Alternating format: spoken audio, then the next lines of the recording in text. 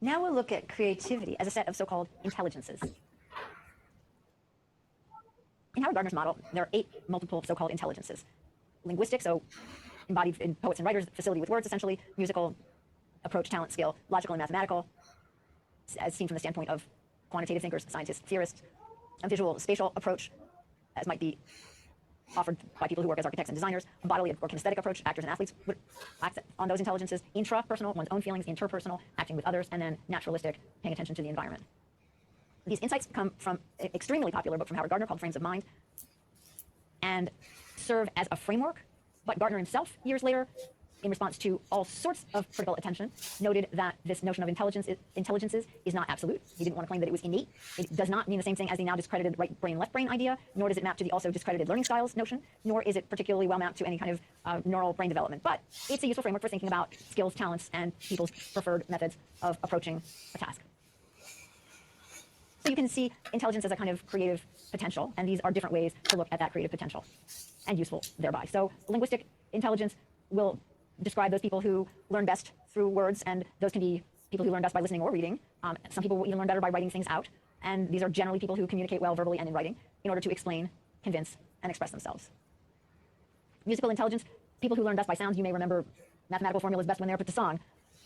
But it is also the case that musical intelligence can be ways of looking at many layers. So if you think of listening to or even conducting a symphony, there's multiple things happening at the same time. And so somebody with musical intelligence may have not just only literally musical skills, but also a kind of many things happening at once, inductive ability, and the ability to identify relationships, not only, say, in a symphony, but perhaps also in data. Logical and mathematical, I don't want to split the world into people who have this and who don't, or people who approach life this way and who don't. I don't think that's right. But you will find that there are people who learn better by numbers and who want to apply reasoning and problem solving to every problem, whether it fits it or not, or who will structure information best when they create an Excel spreadsheet. And those are people who may or may not manipulate visuals. They often create mental pictures, but those mental pictures are more likely to be in a particular order with weights, measures, calculations, and a particular kind of data organization. They may or may not correlate with the same kind of data when organized by somebody who has a more visual spatial approach. So people may want to organize graphically. Now, there are times when you need to put things together in a graphical way, and if it's not a normal way of interacting for you, then it's important to find people who are more comfortable with visual spatial planning and documenting so that you can better present information in a visual form.